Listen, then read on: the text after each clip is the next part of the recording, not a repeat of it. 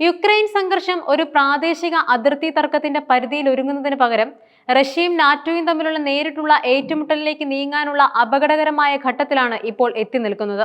സമീപ ദിവസങ്ങളിൽ അന്താരാഷ്ട്ര തലത്തിൽ നിന്നും പുറത്തുവരുന്ന സൂചനകൾ ഈ സംഘർഷം ഒരു ആഗോള യുദ്ധഭീഷണിയായി പരിണമിക്കാനുള്ള സാധ്യതകളെയാണ് അടിവരയിടുന്നത്.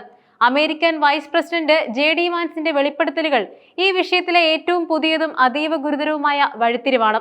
യുക്രൈന് ദീർഘദൂര ടോമാഹോക്ക് മിസൈലുകൾ ലഭ്യമാക്കുന്നതിനെക്കുറിച്ച് അമേരിക്കൻ ഭരണകൂടം സജീവമായി ആലോചിക്കുന്നുവെന്ന വാൻസിന്റെ പ്രസ്താവന ലോകത്തെ ഞെട്ടിച്ചിരിക്കുകയാണ്.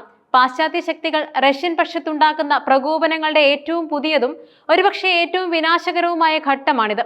കാരണം ഈ മിസൈലുകൾക്ക് 2500 കിലോമീറ്റർ വരെ ദൂരപരിധിയുണ്ട്. കൂടാതെ ആണവ പോർമുനകൾ വഹിക്കാനുള്ള ശേഷിയുമുണ്ട്.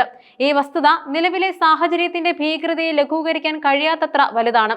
മിസൈലുകൾ കൈമാറ്റം ചെയ്യാനുള്ള ഏതൊരു തീരുമാനവും റഷ്യൻ മണ്ണിലേക്ക് ആഴത്തിൽ പ്രഹരമേൽപ്പിക്കാനുള്ള ശേഷി യുക്രൈൻ നൽകും. ഇത് റഷ്യയുടെ ഭാഗത്തു നിന്നുള്ള അതിശക്തമായ തിരിച്ചടിക്ക് വഴിയൊരുക്കുമെന്ന് ഉറപ്പാണ്.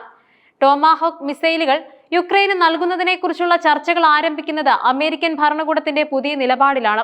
ന്യൂയോർക്കിൽ നടന്ന UN ജനറൽ അസംബ്ലിക്കിടെ യുക്രൈൻ പ്രസിഡന്റ് വ്ളാഡിമിർ സെലൻസ്കി നേരിട്ട് അമേരിക്കൻ പ്രസിഡന്റ് ഡൊണാൾഡ് ട്രംപിനോട് ഈ മിസൈലുകൾക്കായി അഭ്യർത്ഥിച്ചതായി ദി വാൾ സ്ട്രീറ്റ് ജേണൽ ഉൾപ്പെടെയുള്ള പാശ്ചാത്യ മാധ്യമങ്ങൾ റിപ്പോർട്ട് ചെയ്തിരുന്നു.